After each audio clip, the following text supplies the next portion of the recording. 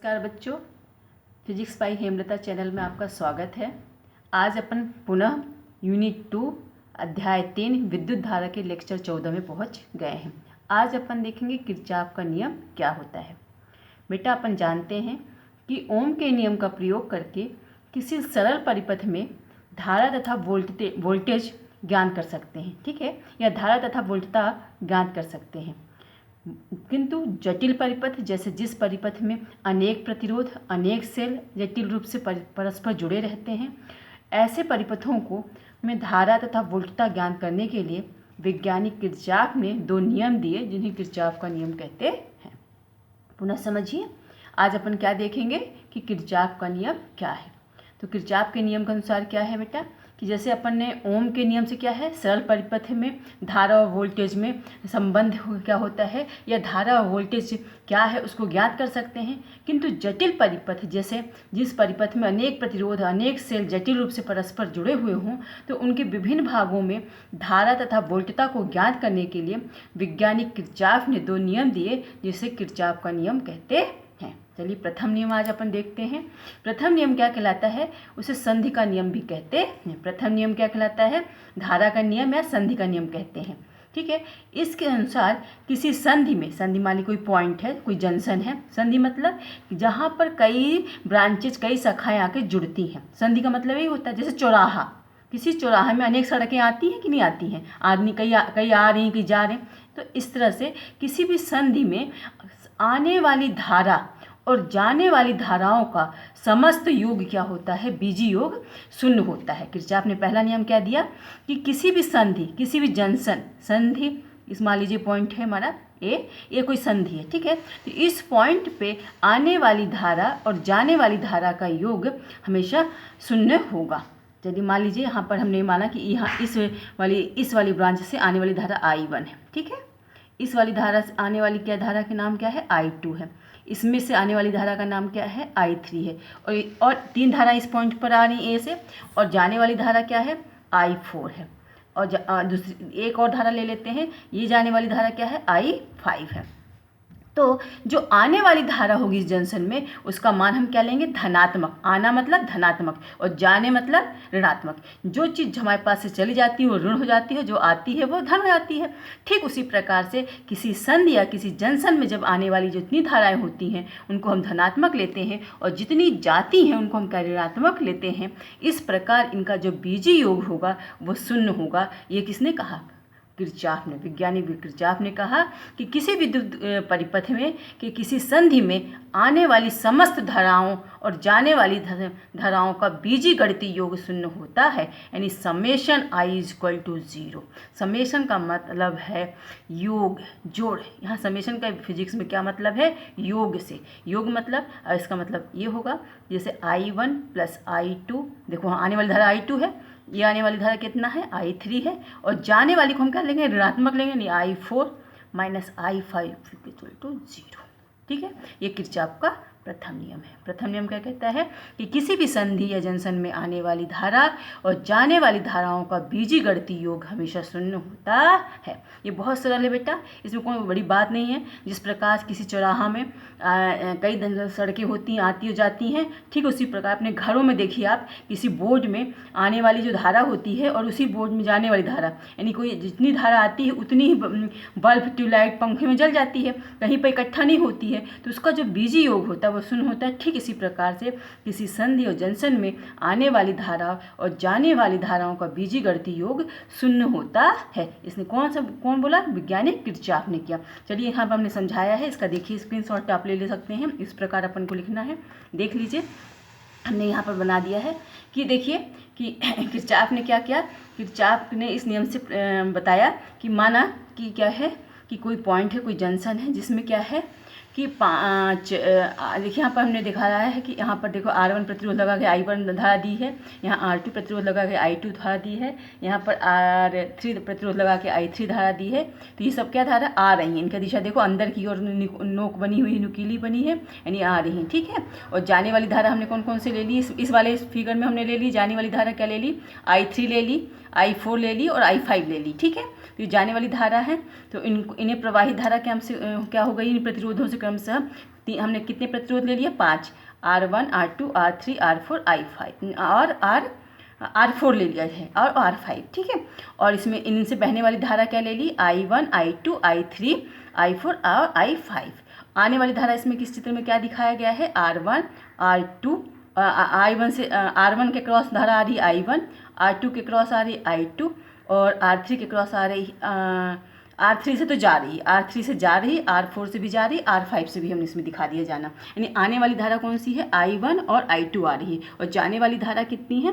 I3, I4, I5। तो देखिए आने वाली को धनात्मक लेंगे और जाने वाली को ऋणात्मक लेंगे। इसमें संधि हमने O माना है, तो आने वाली धारा और जाने वाली धारा का जो बीजीय गणितीय योग किया वो 0 आता है। इसको स्क्रीनशॉट ले लीजिए, इसको आप इस प्रकार लिख सकते हैं।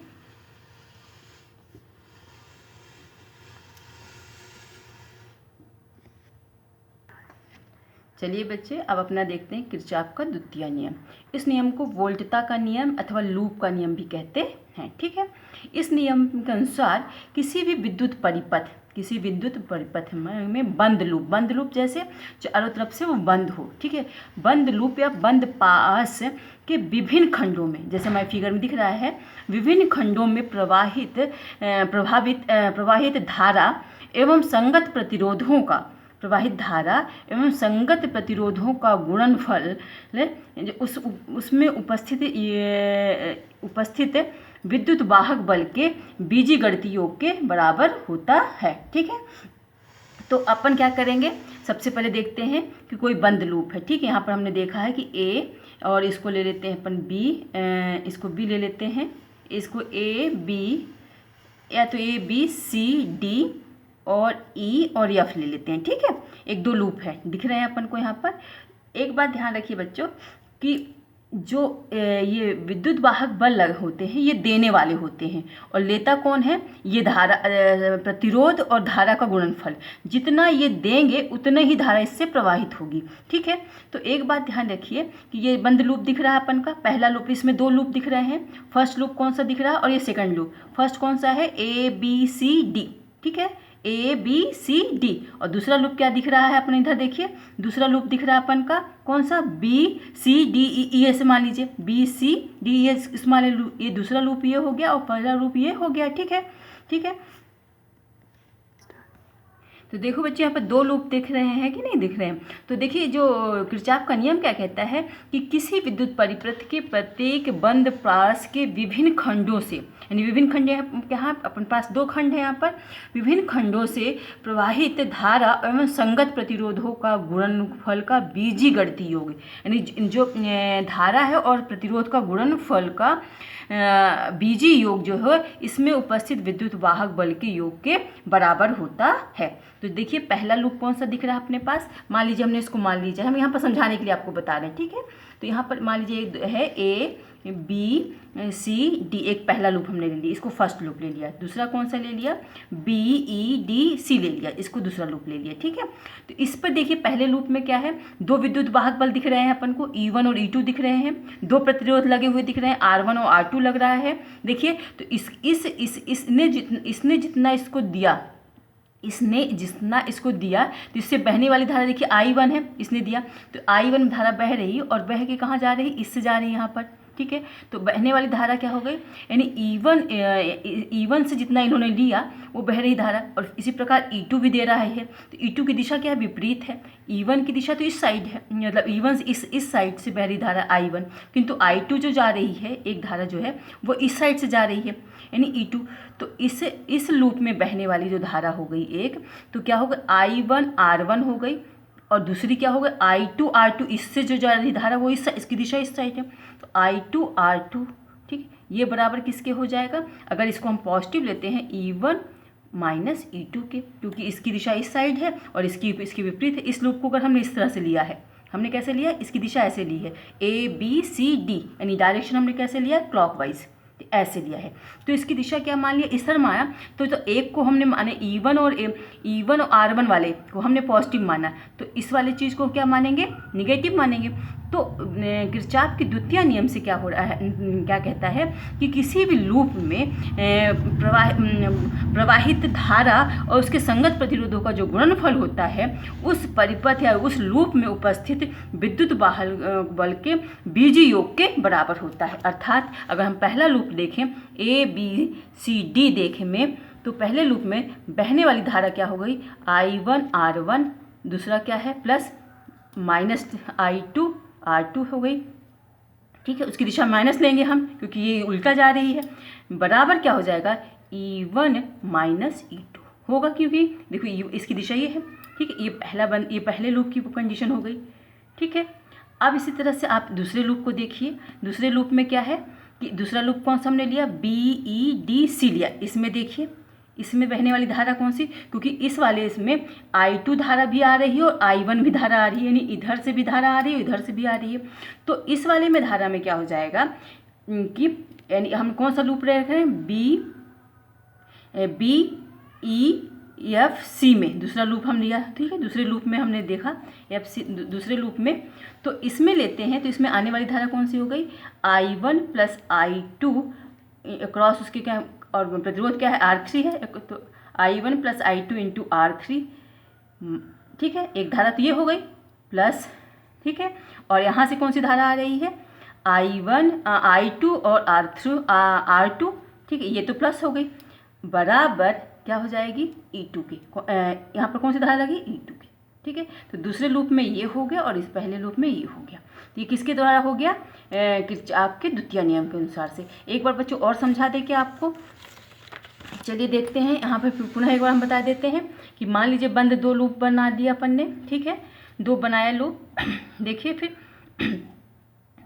यहाँ पर अपन ने क्या कर दिया कि इस वाले में एक लगा दी, बैटरी लगा दिया, यहाँ पर एक बैटरी लगा दिया, यानी E1 इसको बना दिया, इसको E2 बना दिया, इसके क्रॉस अपने ने एक से लगा दिया, यहाँ पर एक लगा दिया, एक R1 कर दिया, इसको R2 कर दिया, तो यहाँ पर जाके R3 लगा दिया, ठीक है। और ऐसे ऐसे जोड़ दिया ले जाके इसको यहाँ पर, तो ये क्या हो गया, इसको A बना दीजिए, इसको B बना दीजिए, इसको C, इसको D, इसको E और F, तो हमको दो लूप मिल गए।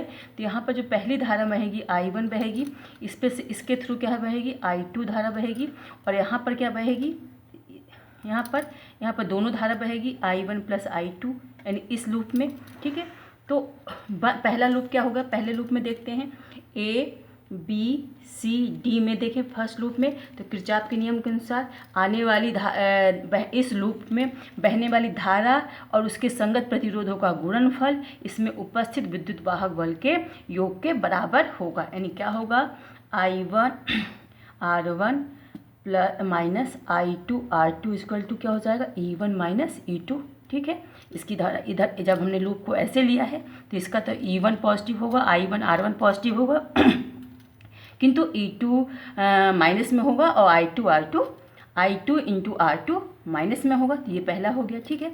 इसी प्रकार से जब हम दूसरे लूप में चलते हैं, कौन से BEFC में चलते हैं, तब क्या हो जाएगा, इसमें देखिए E2 तो पॉजिटिव होगा, इसमें बहने वाली धारा क्या होगी इसमें, क्योंकि I1 भी आ रही है और I2 भी आ रही है इस वाले लूप में, तो I1 प्लस I2 क्रॉस इसका प्रतिरोध इसमें क्या R3 है, माइनस कौन सी हो जाएगी, देखिए ये हो गया प्लस, सॉरी माइनस नहीं प्लस होगी, क्योंकि I2 R3 इक्वल टू क्या हो जाएगा E2।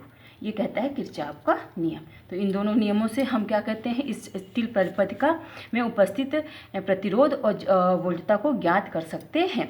बेटा यहाँ तो हमने समझाया है, आप इसका स्क्रीनशॉट लेना है तो आप ले सकते हैं। ये हमने बाकायदे लिख दिया है कि आपको कैसे एग्ज़ाम में लिखना है, देख लीजिए और देख के आप स्क्रीनशॉट बना सकते हैं। देख